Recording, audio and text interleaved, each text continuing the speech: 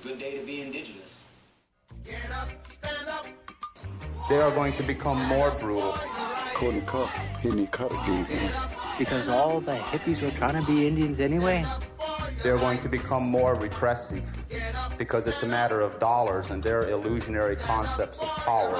Hey, Victor. We must live in balance with the earth. And also with recent happenings at Wounded Knee. I am awake. Welcome to Native Roots Radio presents I'm Awake, and I'm your host, Wakanja Hade. Hey, Kadagi to all my friends and relatives in four directions. You are listening to Native Roots Radio presents I'm Awake, and I'm your host, Robert Pilot. Hey, we discuss local and national Native news and events, and as you know, Chujunk, Native issues are human issues, and human issues are Native issues. Yes, you are right, Daga, and this portion of the show is supported by Native American Community Development Institute, or NACD, in Minneapolis.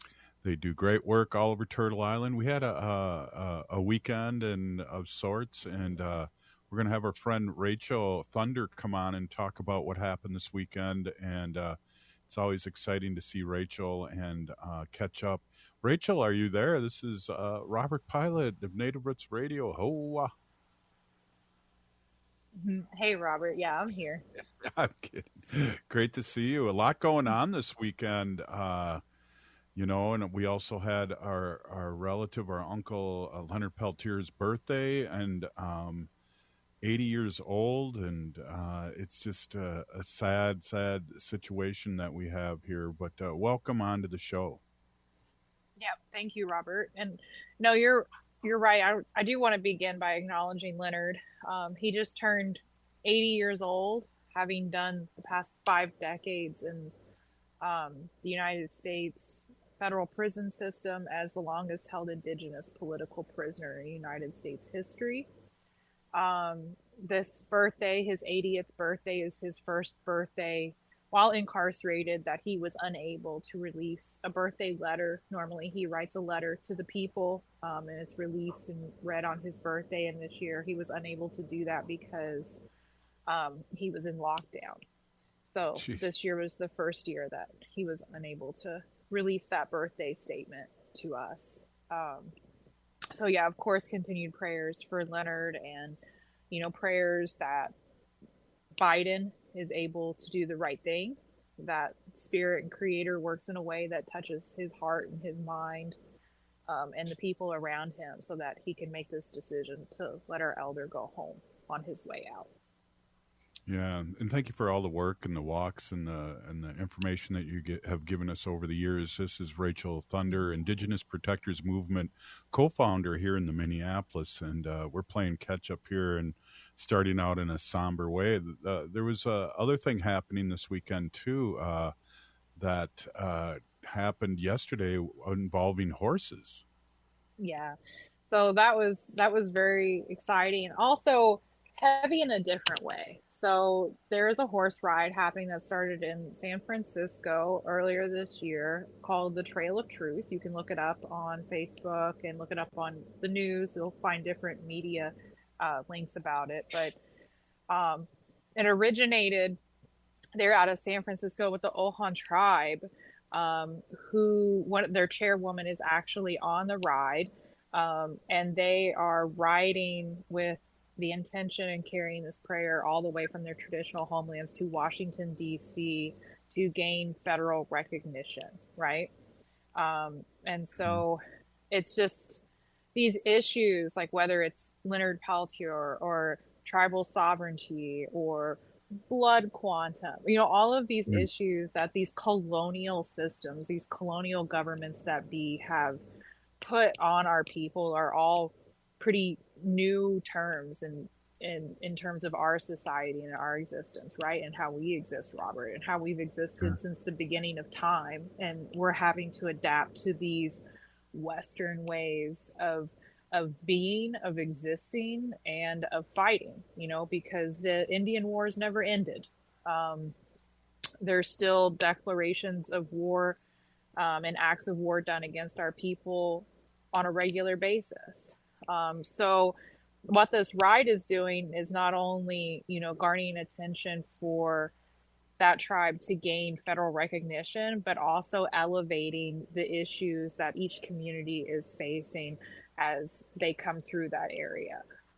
And so they coordinated with us, with the Indigenous Protector Movement and community here in South Minneapolis, to elevate issues and to bring that good medicine, that horse medicine here to community.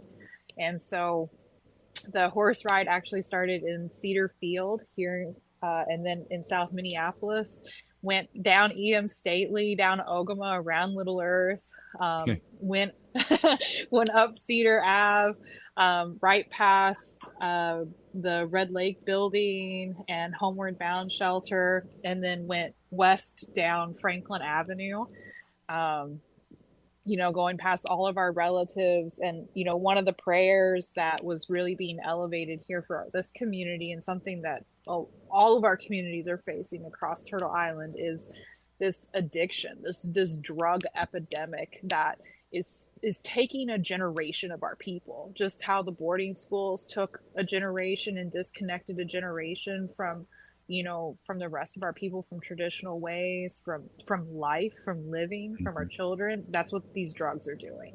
And so, just bringing that medicine through community and through these streets, so that healing was done in that way.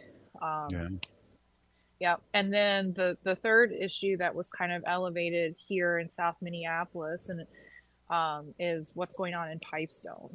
Yeah. Yep. And so for viewers who don't know, the Minnesota Public Utilities Commission voted 3-2 to grant a permit for a petroleum pipeline to go through Pipestone, Minnesota, which is where our quarries are for our sacred pipestone. That pipestone is the blood of our ancestors, one of the most sacred spaces, not only in Minnesota, but in Turtle Island. One could argue that is not just significant to a few tribes, but is significant to the majority of tribes.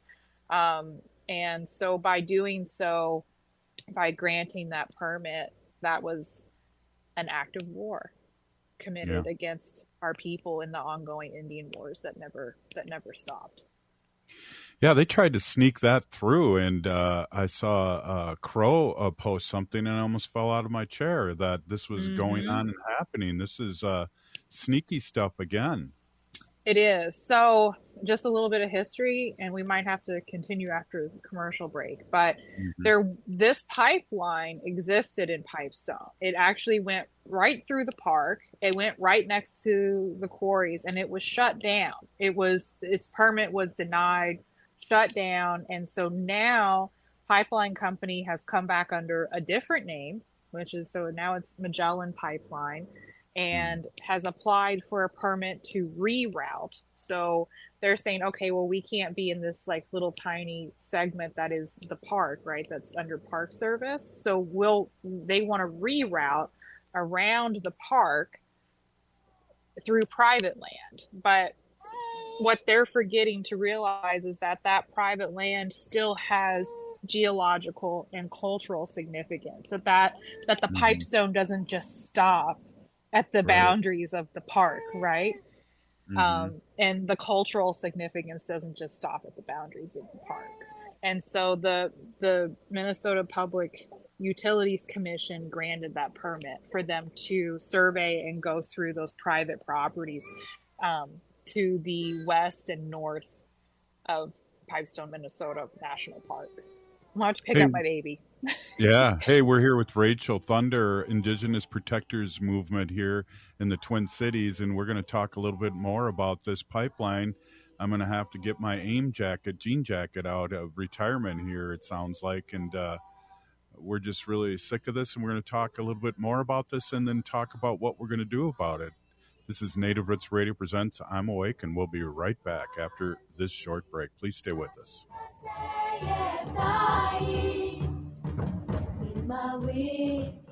We are your relatives. We are your relations. Brothers, sisters, sons, daughters. And some of us are your grandchildren. We are your community. Historically, we held places of honor and respect. Because of the impact of colonization, some of us are rejected, thrown out from family, friends, and community, set up as targets for sexual violence, sex trafficked, humiliated, tortured, and murdered. Everybody has the right to be safe. We are your relatives. Remember, homophobia is not traditional. Sponsored by the Minnesota Indian Women's Sexual Assault Coalition. The city of Minneapolis is now on Native Roots Radio with Minneapolis AIR. AIR stands for American Indian Relations. Guest host Christine McDonald talks to people about important things affecting the city's Native communities. Minneapolis AIR dives into topics like public safety, public health, elections, and so much more. Tune in to Minneapolis AIR on Native Roots Radio from 5 to 6 p.m. on the second Wednesday of every month, right here on AM 950. Minnesota has the only original wolf population in the continental United States. And 80% of Minnesotans believe the wolf should be protected. Howling for Wolves is asking Minnesotans to respect our true wildlife manager, the wolf. Their survival is critical to our ecosystems, our communities, and even our economy. As highly intelligent animals with strong social bonds, Minnesota wolves deserve to be protected and admired. Learn more at howlingforwolves.org. Let's live and let howl. Everyone likes a litter-free ride on Metro Transit buses and trains, so pitch in. Take pride in your ride and take your trash off with you when you get off at your stop. You'll find trash bins at every Metro station. Want to help clean up transit stops in your neighborhood? Join the hundreds who volunteer to adopt a stop and keep it picked up. Learn more at metrotransit.org/adopt-a-stop. That's metrotransit.org/adopt-a-stop.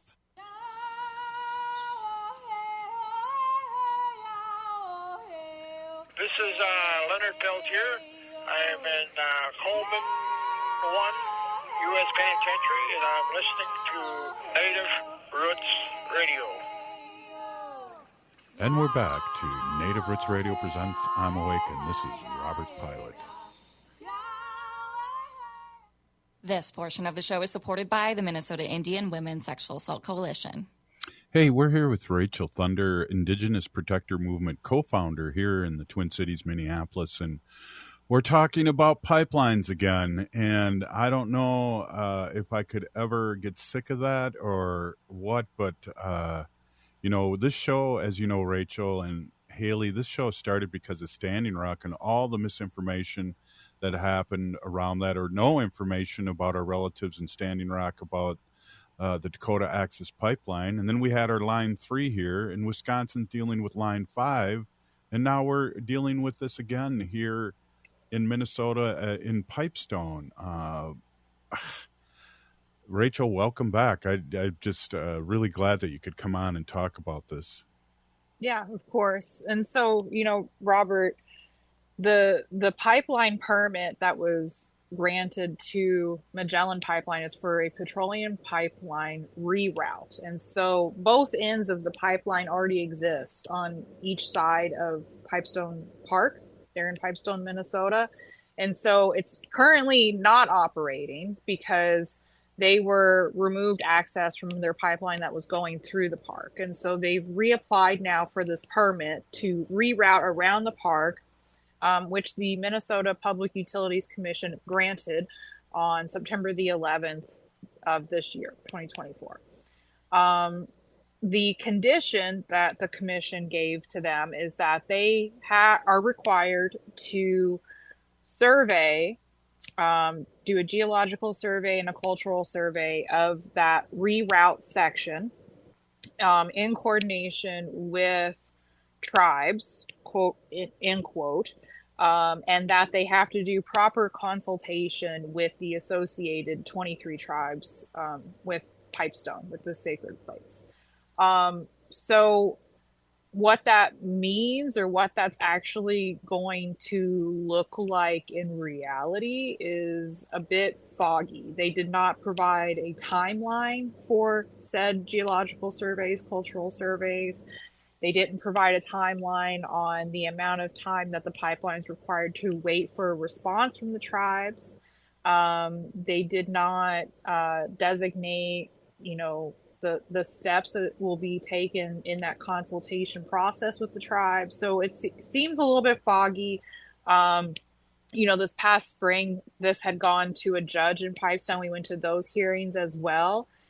They were required to do the same thing there. And a lot of times the tribes were just sent a notice, and that was it. And whether that notice actually arrived or was received or a meeting was set up, there was no follow-up. And so many of those 23 tribes that are listed in these documents didn't actually ever receive their notice. And some of them weren't even aware of the hearings in time enough to be able to register to even speak. You had to have registered 48 hours before to actually provide comment at any of these hearings. Jeez. So the whole thing has just been messy to begin with. So what we're looking at now is accountability to the Public Utilities Commission through the state of Minnesota, and them doing their due diligence to keep Magellan Pipeline true to their word and true to this document that they drafted to do these surveys. And what I think that these surveys buy us as well is time. Time as Native people, as Indigenous people, to organize, to strategize, and to hopefully stop this before it does turn into, like what you were saying, Robert, like another potential Standing Rock or Line 3 or Line 5 situation. Yeah. Well, how long ago were they denied, Rachel, in the first place before they changed their name and had all the smoke signals come up? Do you know? It's been, I don't know an exact date on that. I want to say 2017, but it might not even have been that long ago. So what I always like having you on, but I also like having a call to action. How can people get involved? Because again, we have so many listeners out there, and again, we started the show as a Standing Rock show, basically, 8 years ago. What is our call to action? How can people get a hold of you and know the information and support Indigenous Protectors Movement? Right. So the Indigenous Protector Movement, you can reach us online through all of our social medias. We do have a art build planned on the 23rd for an all-day event starting at 10 a.m. There's flyers online for this as well.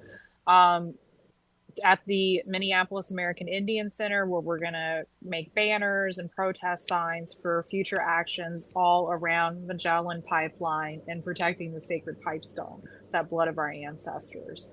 And just so you know, from this art build, these signs, these banners are going to be used in actions that we're currently strategizing on now. Definitely looking at the Minnesota Public Utilities Commission's meetings, because ultimately after these geological and cultural surveys are done, the pipeline is going to have to go back to them to get permission to say, okay, now we can start construction. Right. So that's going to be a really pivotal meeting that we need to organize and make sure that we have our people there, that we have our lawyers there, that we have our tribes there, and that we're educated and that we're ready. And then, looking at as well where these pipelines offices are, actions there. And then, of course, we want to make that call out to our pipe carriers. Fill your pipes, pray with your pipes, pray with that pipestone. And pray for what's to come in the future of this place and the future of our people coming together to stand up in the right way, in a traditional way, in a sacred way, to protect us for our generations to come. Yeah, again, everyone that's listening, that's Indigenous Protectors Movement here in the Twin Cities. Check it out.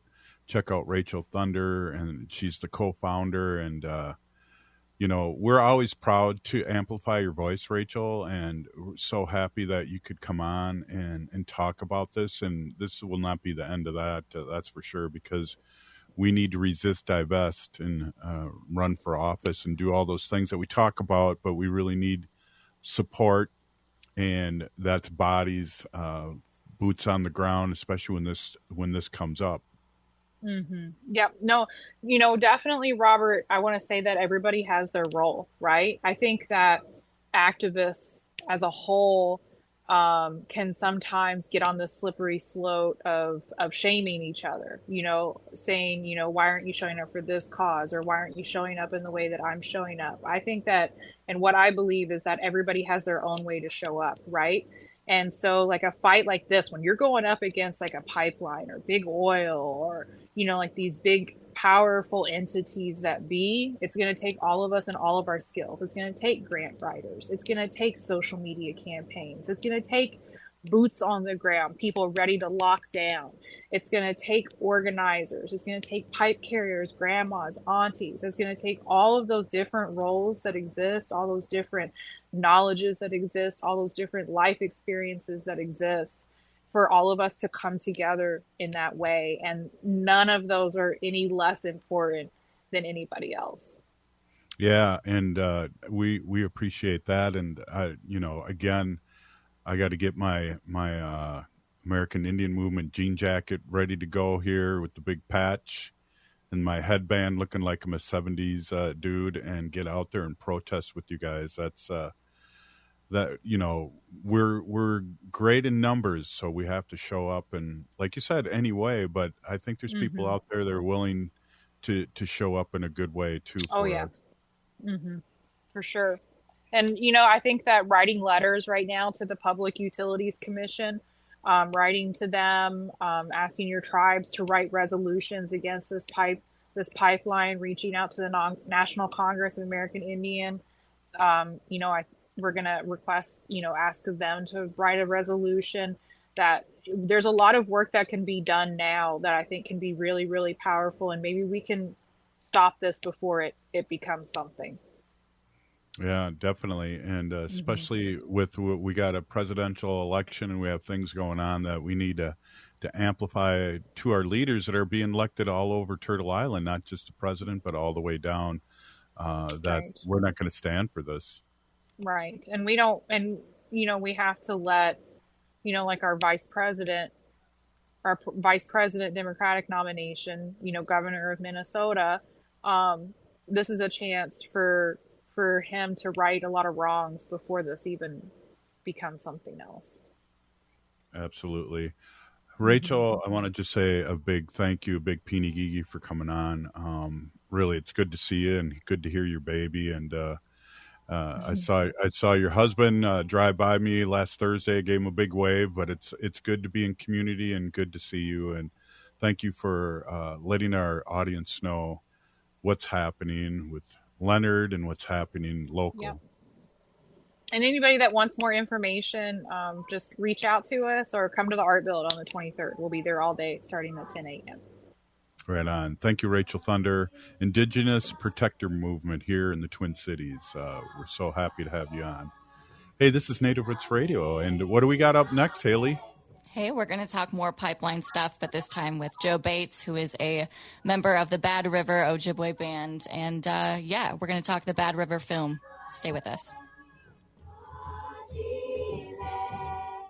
Everyone likes a litter-free ride on Metro Transit buses and trains, so pitch in. Take pride in your ride and take your trash off with you when you get off at your stop. You'll find trash bins at every Metro station. Want to help clean up transit stops in your neighborhood? Join the hundreds who volunteer to adopt a stop and keep it picked up. Learn more at metrotransit.org/adopt-a-stop. That's metrotransit.org/adopt-a-stop. Hi, it's Robert Pilot from Native Roots Radio. If you need new windows for your home or business, I highly recommend 952 Windows. They offer windows and doors with the longest warranties and Energy Star's #1 most efficient ratings. I can personally vouch for them, having known the owner for decades. They did a fantastic job on our second floor addition 20 years ago, installing windows, roofing, siding, and even adding a master bedroom and bathroom. 952 Windows is part of Loyal Home, founded by some of the Ethics Award-winning former Window Light employees. In my opinion, they're one of the most best-kept secrets in remodeling. As Onyx Bath and Rosebud cabinet dealers, 952 Windows guarantees top-quality products. Most of their business comes from referrals, so much so that they have been called the best-kept secret in remodeling by their competitors. For unbeatable deals and trusted service on windows, doors, roofing, siding, kitchens, bathrooms, and more, call 952-WINDOWS or visit 952windows.com. Get ready for the music event of the summer. Powderhorn Porch Fest returns Saturday, September 21st from 4 to 10 p.m. for another legendary evening of 13 epic performances across 3 community-decorated porch stages featuring genres from hip-hop, R&B, surf punk, Latin folk, and more. Powderhorn Porch Fest spans 2 blocks on 17th Avenue South between 32nd and 34th Streets. This year's headliner is Tufa One, a Dakota Boricua singer-songwriter, hip-hop artist, and community activist making waves across the nation. KRSM will be spinning beats with the diverse sounds of the South Side all night long. Treat yourself to over a dozen of Minneapolis' favorite food trucks, then grab a cold drink from the Reverie Cafe and Bar Beer Garden. The festival is family-friendly by day with activities for kids and an unforgettable celebration for the adults after dark. Best of all, Powderhorn Porch Fest is free to attend, with proceeds supporting the community programs of the Powderhorn Park Neighborhood Association. Don't miss out on this one-of-a-kind music and community celebration. Powderhorn Porch Fest is Saturday, September 21st from 4 to 10 p.m. More details at ppna.org/porchfest. Hi, I'm Mary T., inviting you to experience our integrative Mary T. Health and Wellness Center, offering physical, occupational, speech, and lymphedema therapies. Experience our guided imagery, meditation, Tibetan medicine, dry needling, massage services, including cupping and oncology massage. Sign up for our free wellness screenings and learn more at marytwellness.com. All major health insurance providers are accepted. Come for therapy. Experience wellness. Turn to Auto Technical with your vehicle donation. Even though Auto Technical is a small nonprofit, we have helped more families with transportation than any organization in Minnesota.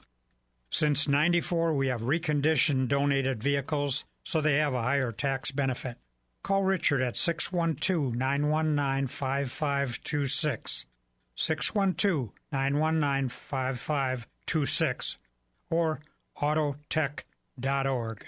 With a look at your AM 950 weather, I'm Patrick Lilia. Tonight will be clear with a low of 69, then Tuesday, sunshine with a high of 87.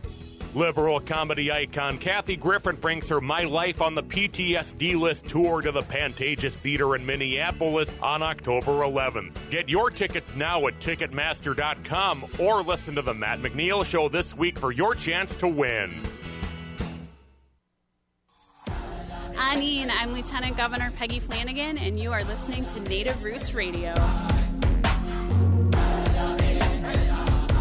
Welcome back to Native Roots Radio presents I'm Awake, and this is Robert Pilot. This portion of the show is supported by Native American Community Clinic on Franklin Avenue in Minneapolis, honoring health and tradition. Yes, they do. And hey, we have Joe Bates here, and it's great to have Joe on. Joe's a member of the Bad River Band of Ojibwe, water protector, treaty protector in northern Wisconsin. And it's great to have you on. We have a big audience in Wisconsin that listens to Native Roots Radio all over civic media. So we're really proud and happy to have you on, Joe. Welcome. Well, thank you very much for inviting me. It's definitely a pleasure to come back and visit with you again, Robert. You and I did speak several years ago when we were doing an event up in Duluth with on the lakeshore there. Oh, yeah. Yeah. It was bringing awareness to the Line 5 and the other issues that we had with what we call Slope 18. But yes, I'd like to introduce myself. I'm Joe Bates. I'm a Bad River Tribal Elder. I also belong on the Bad River NEPA committee, which is the Anishinaabe Environmental Protection Alliance Committee.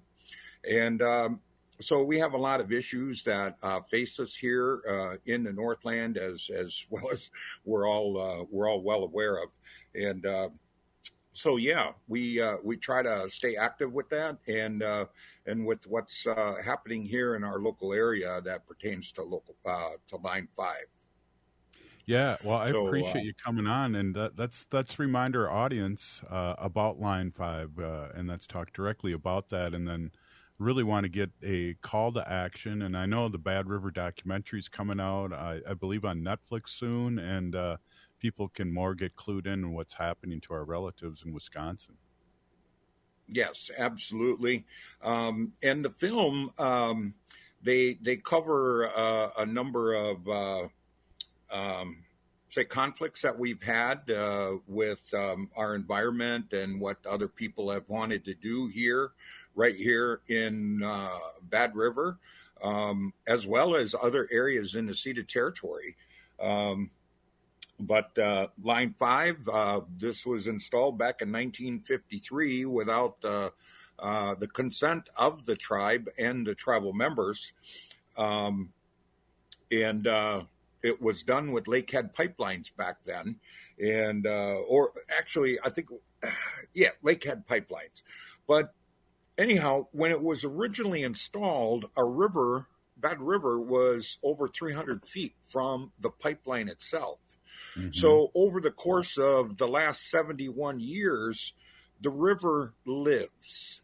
It lives. Right. And in doing so, she moves. The river moves. It cuts its own trail, cuts its own path, as does other rivers throughout the world. Now, what ended up happening was the river's trying to create an oxbow right at a location that we call the meander, and an oxbow is basically the river's trying to cut a new channel, mm-hmm. and in doing so, it has scored the earth away, the walls. It eroded the walls on the riverbank. And now we are just a mere 10 to 11 feet from the pipeline. Our next major storm, and thankfully we haven't had any, our next major storm could very well take that pipeline right out from where it's currently at. The river doesn't have to flood. All we need is high water, and that high water is going to scour the bank as it comes around the curve, and pretty soon it's going to get right into the trench of mm-hmm. where that pipeline lays, and then it's just like, it's just going to be a vacuum. Everything's going to come out. The pipeline will be suspended, and the weight of the product and the pipeline itself will cause a collapse and a major oil spill. Could be another Kalamazoo here. Right here in Bad River. And from there, in 45 minutes, it could be all the way out into Lake Superior and on its journey along our shorelines out here. Mm-hmm. And that would also include the Apostle Islands. So currently, our court case, which we did win, by the way, and the judge is going to, he ordered the pipeline company to shut down Line 5 by, I believe it's July of 26. Mm. Right now, you got Michaels, you have the pipeline company itself, Enbridge. They're trying to fast track the reroute to go that additional 41 miles around Bad River. And all that's going to do is endanger more of our waterways. And it still endangers the Bad River. It still endangers Lake Superior, as well as all of the animals that need that water to survive, including us. Absolutely. You know, one of the things we have to remind our listeners out there is that Enbridge is a foreign company that's digging up pipelines all over the United States and leaking pipelines. We had issues up in the beginning of the Mississippi with Line 3, and they still don't pick up their mess. They still don't tell us what's going through these pipelines, what's making this thick goobly gob of oil going through these pipelines, making it go through faster. And it's just a mess. And I can't believe in 2024, we're still talking about this, Joe. And not only that, but when they have to slow that pipeline down and drop the pressure on it, how many minute cracks are there that oil could actually seep through? Now, a couple of years ago, just west of Ashland, we had an event take place on Line 5. It's approximately 1 mile west of the reservation. And I did fly my drone there and took pictures of what they did. And they claimed that it was 1 teaspoon of oil that dropped out of that segment of pipe at that joint. Now, I was there daily, and I saw how much dirt that they hauled out of there in those bins. That was way more. It had to be way more than a teaspoon of oil that they spilled. Now, a month ago, actually, they just finished up in August, I believe. Enbridge installed a check valve approximately 1.5 miles east of the Bad River. And that check valve is, they would have had to cut the pipe open, shut the line down, cut the pipe open. My question is, with 540,000 gallons of oil or barrels of oil going through on a daily basis, how much was still residual in that line when they opened it up? Certainly it had to be more than a teaspoon that come out of there. Yeah. But yet we haven't heard, we haven't heard how that process went from the actual Enbridge officials. Yeah, and we're not surprised about that. Again, I got to back up here a second. It's going to be on Peacock, the Bad River documentary. Thank you, Haley. And we had a chance to watch the documentary and also have the director on. And the story is compelling. Joe, I want to ask you, what can our listeners do? We have listeners all over the country watching us, listening to us on 30 other stations. What can they do to support your work, Joe? Well, thank you very much. I appreciate that. One of the things that we have is we do have a link on our Bad River tribal website, Defend the Bad River. You can make charitable contributions to help us with our legal expenses moving forward. And actually, there are places that are still showing the movie. And what they did was they paid 50% of the proceeds from the theaters. It came back to Bad River. The last update that I had, we received over $17,000 of funds that were generated through ticket sales. And greatly appreciated. Yes, thank you. Yeah. Thank you very much. Yeah, that's amazing too. And Haley, what a documentary! And we talk the footage with the elbow, the way the river has changed, as Joe was saying. It's just you can't stop water. No. And it's only a matter of time before that erosion from the meandering river kind of takes down that corner and does expose that pipeline. And if you remember back to Kalamazoo and just how many gallons of oil was spilled during that, and now picture that going into Lake Superior. I mean, I know there's so many of us residents from across the states surrounding the Great Lakes that love to vacation or spend time around our Great Lakes, but these pipelines are really just poison, and it's a bomb waiting to go off. Absolutely. And there's a number of right here through northern Wisconsin. We have all those waterways that lead to Lake Superior, from Superior all the way through northern Wisconsin, as well as when you get over to the UP. Of course, all the water there, all the rivers and streams, if they don't go north to the Lake Superior, they're going south to Lake Michigan. Yeah.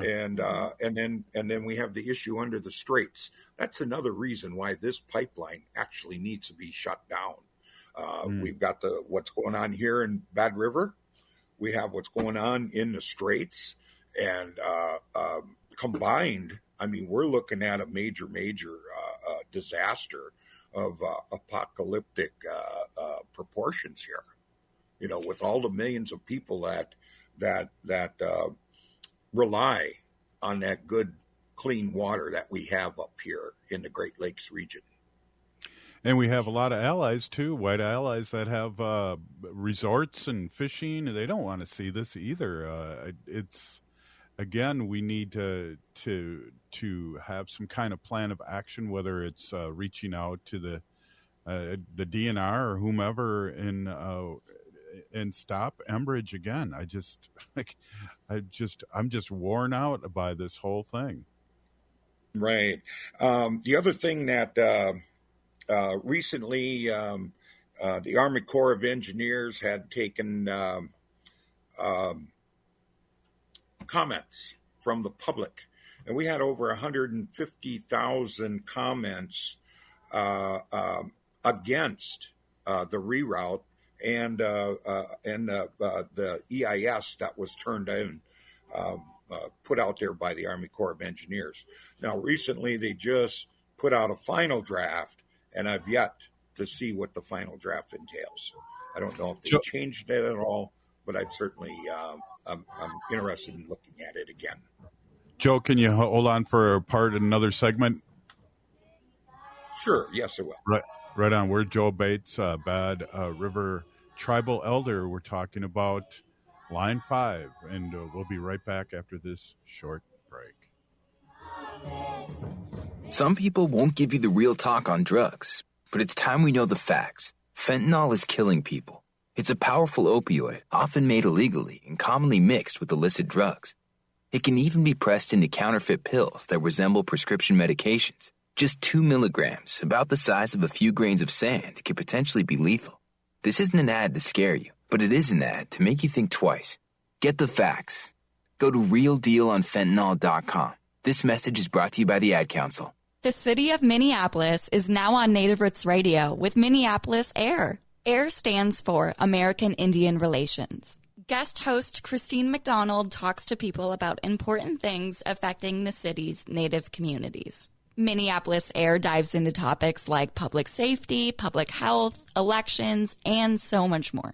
Tune in to Minneapolis AIR on Native Roots Radio from 5 to 6 p.m. on the second Wednesday of every month, right here on AM 950. J&S Bean Factory is a Native-owned, community-supported, cozy, artsy coffee shop which offers roasted on-site beans, live music, and baked goods. Relax in the beautiful outside patio.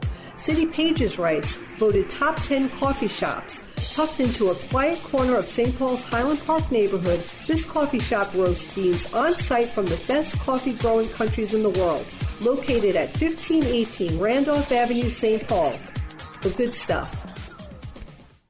I've often said the RAV4 from Rudy Luther Toyota is the best vehicle I've ever driven, and I just had it proven to me once again. I drove around San Francisco and the Sierra Nevadas in a RAV4 hybrid, and it was sensational. The city driving was amazing, tackling tight corners and steep city streets while looking stylish. The real challenge came when we got up into the mountain roads, and the RAV4 carved them up like a hot knife through butter. And the hybrid fuel efficiency saved me over $200 on my vacation. Win, win, win. Test drive a Toyota RAV4 today at Rudy Luther Toyota, 394 and 169 in Golden Valley. Hi, I'm Jane Fonda, and you're listening to Native Roots Radio.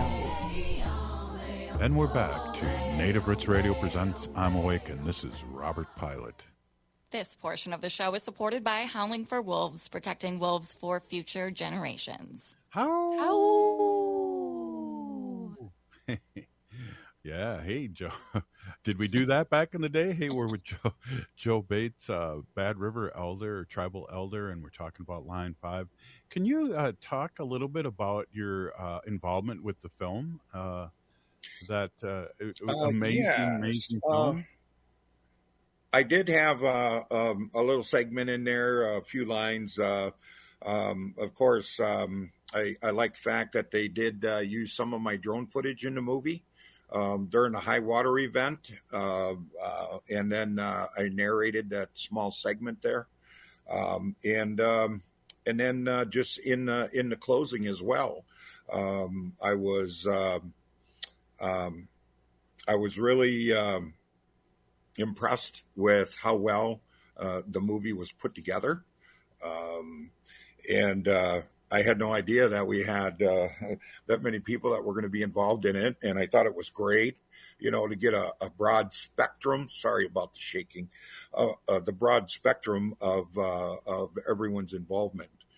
But we had people that were pro-pipeliners that were also interviewed, but a number of them refused to have their interviews put on in the movie. Wow. I'm not sure why, but so to them it looks like a one-sided type movie, but it was given the opportunity from the opposition to speak out as well, of which they didn't want to go public with. Well, but, Haley, it was a very emotional ending, wasn't it, Haley? Oh, yeah, it was. That ending was beautiful and believable and unbelievable. Yeah, the film we're talking about is the Bad River film documentary by Mary Mazzio, and Joe Bates here, who we're speaking with, Bad River Tribal Elder, had a role in that. So yeah, I encourage everyone to check out the Bad River documentary, which will be out on Peacock in November. Absolutely. And then it's currently, if you go to badriverfilms.com, it may take you to a link where you can actually watch it free right now. And then, like I say, you can always go once you see the movie. If you feel compelled that you'd like to help us with our fight, you go to badrivertribe.gov and click on the link to donate to defend the Bad River. Appreciate it.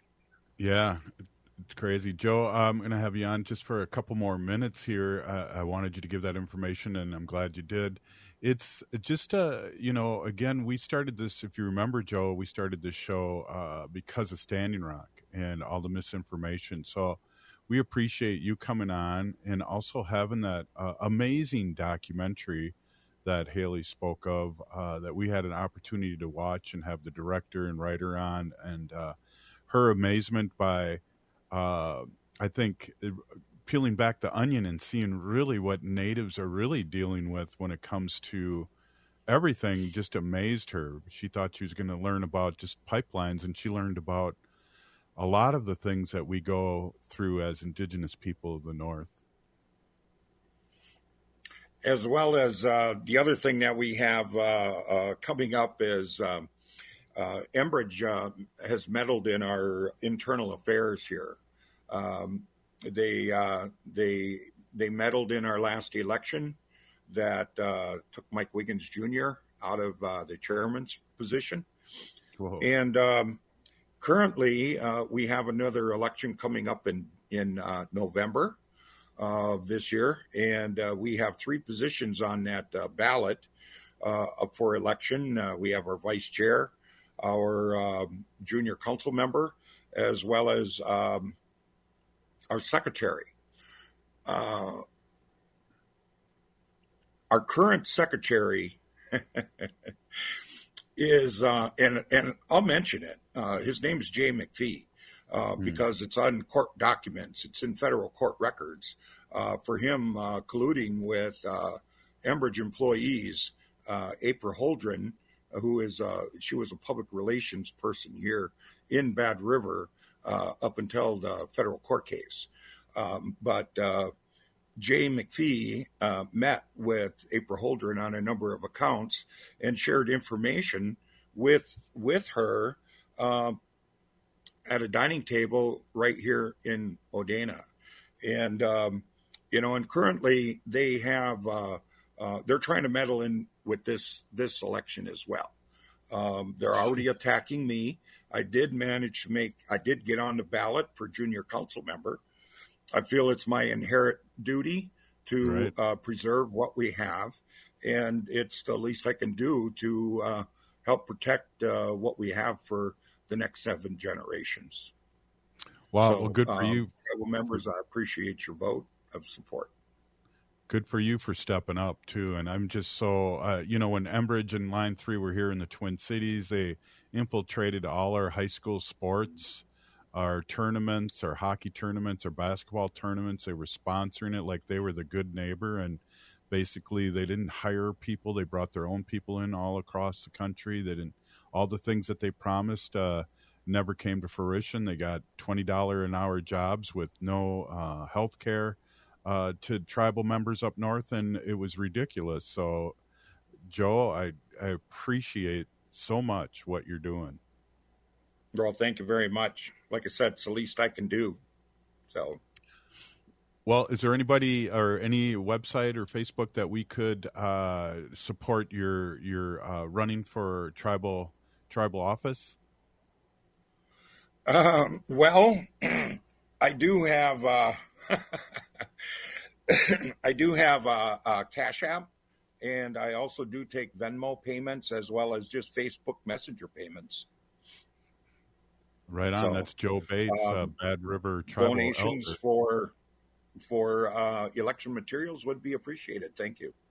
Yeah, I know it's spendy, and I know that it costs. So, Joe, again, one more time on how people can find the Bad River, what's going on, the website again. Yes, that our tribal website is badrivertribe.gov. And it'll bring you to our main page. Right there in the top right-hand corner is, there you go. And there you go. You got the link right there. So you can click on the tab on our page, and you can go from there. Just follow the instructions. Defendthebadriver.org, all one word. Yes. Joe, thank you so much for being on, and let's do this again real quick, as soon as we can again. Let's do this again. Let's not make it 7 years. Okay. All right. That sounds great. Thank you very much for having me on, and I appreciate it. It's an honor. Thank you. Peeny, we'll see you soon, Joe. Good luck, and we'll be watching what's going on there and reporting. Thank you so much. Wow. Well, Haley, amazing guest again. Amazing show. Really appreciate the production value that you give Native Roots Radio. It was just really, really good. Thank you so much. Oh, of course. It's my pleasure. And it's really, people like Joe and Rachel Thunder who provide this great content, keep us updated with the important issues going on. We're a little family radio show of two people here, and it's something we both do part-time. So, it's important that we stay up to date about all the important issues from all around Turtle Island. I like how you framed that. That was awesome. A little mom, pa, little family radio show. I love it. Yeah, a little native-owned minority group. Right on. Hey, if you're listening to this family-owned radio show, you are part of the resistance. From Chief Plenty Coops, the ground on which we stand on is sacred ground. It's the blood of our ancestors. We need to resist, divest, join a group, run for office, and vote, vote, vote. We're still here. We are the 7th generation. And free Leonard Peltier. Now.